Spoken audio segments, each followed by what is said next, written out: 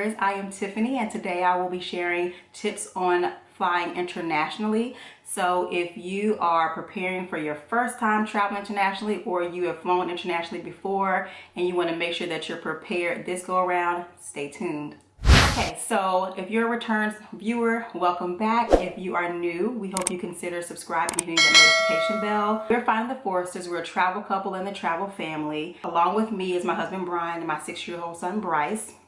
We travel around the world and we share travel tips, travel vlogs, travel itineraries, hotel reviews, and more. Come and join the family and see where you will be finding the Foresters next. I want to get straight to the point and get right into the tips. So let's go ahead and get started. So tip number one, when flying internationally, you want to make sure you have a passport. And if you're not sure if the country that you are traveling to is considered international, make sure you look that up. Make sure you do your research beforehand, because you do not want to be en route to the airport and you can't board your flight because you don't have all your materials. When you are looking at your passport, if you have one already, make sure you look at the date and make sure it follows the 6-month validity passport rule. What that means is whatever date is on your passport should not expire more than 6 months before you plan to return to your home destination.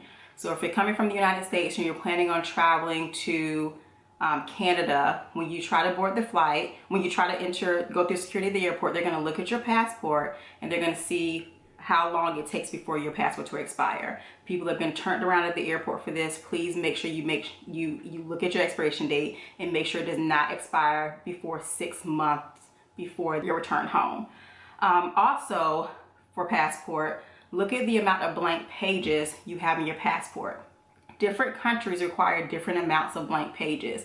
Most countries, for United States passport, most countries require at least 1 full blank page. However, there are some countries that require up to 3 or more blank pages. So research that, make sure you look at a reputable site, and make sure that your passport has the correct amount of blank pages for your destination.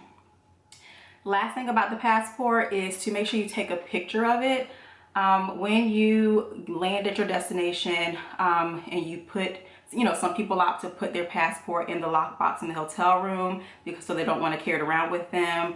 But no matter where you choose to keep it, always take a picture on your cell phone to keep it on you, just in case you lose it, just in case you get pickpocketed and someone takes it. Whatever happens, you'll have at least a photo of it to get you started when you're applying for expedited new passport. So just take a quick pic, doesn't cost anything, and you might need it. It might come in handy. Okay, the next tip is to check the visa requirements for the country that you're traveling to. So I can't really give you a general rule of thumb here, because this varies depending on your country of origin, so the type of passport you have, and the country and your destination. So you're going to have to research this, but make sure that you always consider for your type of passport and the country that you're flying to, are there any visa requirements? Sometimes you may find you can get a visa upon entry and pay a fee, so you don't have to do anything in advance. Sometimes you may find you have to do some things in advance. So just make sure you are prepared, there's no surprises, so that you can enjoy your trip with no hiccups. Okay, tip number 3. This always seems silly when I tell people this until they actually need it. Always bring a pen in your carry-on. I know it sounds silly, I know it, I know, but when you are about to land at your destination, the flight attendants will walk around the aircraft and will pass out the customs form. However, they don't pass out pens with them, and oftentimes if you ask for a pen, they say they don't have it. And so if you don't have your own pen, you're going to, start asking people on the plane for a pen. That can get annoying. Or you're going to have to wait until you get to the airport and you're going through the customs, and then you have to just make sure that you get a pen there, hoping that it works, all that other stuff. It takes more time. So make sure you just have a pen in your carry-on, because you'll need it to fill out customs forms when you're about to land. Okay, if I'm looking down, I have my notes here because I want to make it straight to the point. Okay, number 4, check all the laws and customs in the country that you're flying to. This is important for several reasons. One, it's just the right thing to do. If you're flying somewhere and you're not familiar with their customs, then you want to become familiar with them because you want to respect their customs. So one is just a respecting, but two, look at the laws and customs because you want to make sure that you're following the rules. You don't want to, it's not the case where if you break a law, even if it's unintentional, that you're going to get out of trouble just because you say, oh, I didn't know. That may not work. So just make sure you do your research on all the laws and customs to your destination so that you can abide by the laws and so that you can respect their customs. Number 5, travel alerts. Place a travel alert on all of your credit cards, all your bank cards that you plan to use. Also, sub tip on this, even if you are flying to a destination but you're going to have a layover along the way in another country, put that country for your layover on your travel alert as well. This is important because if you decide to go buy a bag of chips or some water or something like that in the airport during your layover, you don't want your card to potentially get declined because your bank thinks it's fraudulent.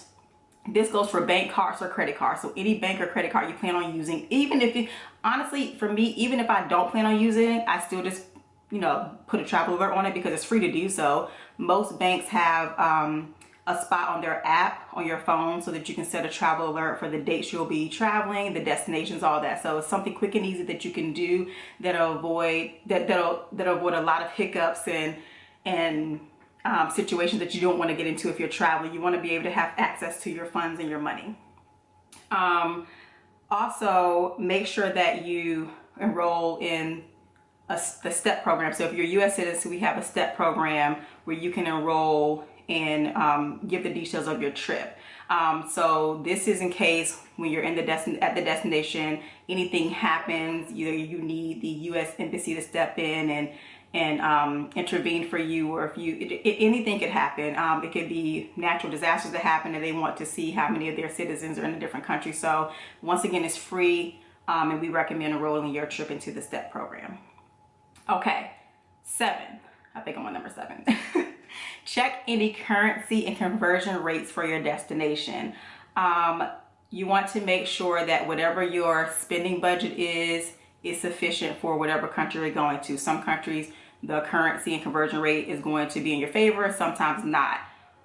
So if when you land, you might want to go to ATM and then you want to take out money. Say, for example, if you're in a country where the conversion rate is much lower than your standard rate, you might not take out the right amount. So you want to make sure of that because ATM fees can add up unless you have a travel card that doesn't have any international fees, but that's a whole nother conversation. But you want to make sure that you know the currency and conversion rates.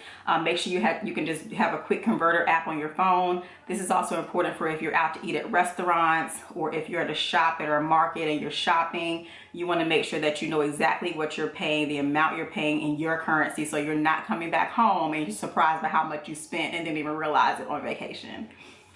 Okay, tip number 8, download any apps that you'll need beforehand. So this could be apps for communication. If you're going to a country that speaks a different language, this can be the converter app that I was telling you about in the previous tip. This could be any transportation apps. Oftentimes different countries may have different transportation apps. Like in the United States, we have Uber and Lyft. I know in Bali they have the Grab and Gojek. So just check to see what transportation apps they have. Also, if you and have those installed on your phone beforehand. Also, if you travel to other countries, oftentimes you may see that they communicate via WhatsApp. So you might want to hire a driver, or you might want to book a table at a bar or a club, or you might want to make a reservation for dinner. Sometimes they'll require you to communicate with them via WhatsApp. So I recommend WhatsApp be installed on your phone as well, just in case. Related to that, have a communication plan. So have a communication plan for how you will communicate with people back at home, and have a communication plan for how you will communicate with anyone that you are traveling with, if you're traveling with others while you're on site at the destination.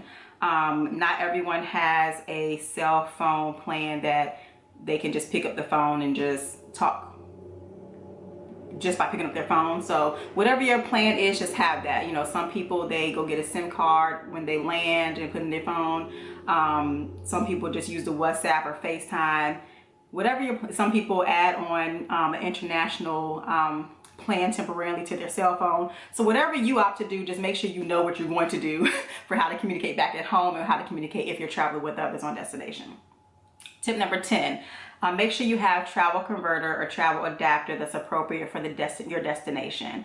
So the adapter makes sure that anything that you want to plug in for charging can fit into their outlets. Don't assume that where you're going has the same outlets as your home destination. It might, but it may not. So research that, figure out if you need to have an adapter. A converter is how you will change the voltage if you need to. So this is for things like if you want to plug in your blow dryer, you don't want to just plug it right directly into the socket if it's a different outlet. You want to plug it into the converter first and then plug that into the wall. You don't want to be blowing people's sockets down. Hotel and the Airbnb host be mad at you. Okay. Tip number 11, research what's happening in the destination before you go. Sometimes you'll find that there are different festivals, religious festivals or other festivals that may be having where the entire city is closed down and you can't go to restaurants to eat that day. Or entire cities are closed down and you can't fly in or out on a particular day. Or you might know a destination that has a season where they just don't cater to tourists. Like for Santorini, you know, if you go to certain months of Santorini, it's going to kind of be a ghost town. So you want to research that and see what's happening during that time period when you're planning your dates for travel. So there's no surprises. The next one is know a few common phrases.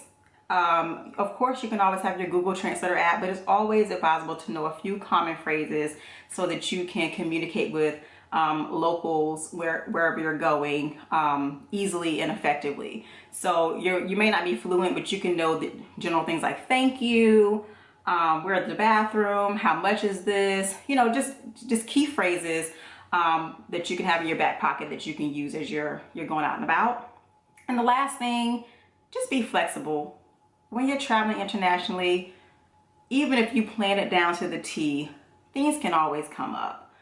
Don't try to let anything that happens ruin your whole trip. You didn't fly all that way and do all that planning and spend all that money to have your trip ruined by anything that could happen. Always try to be flexible and think quick about solutions.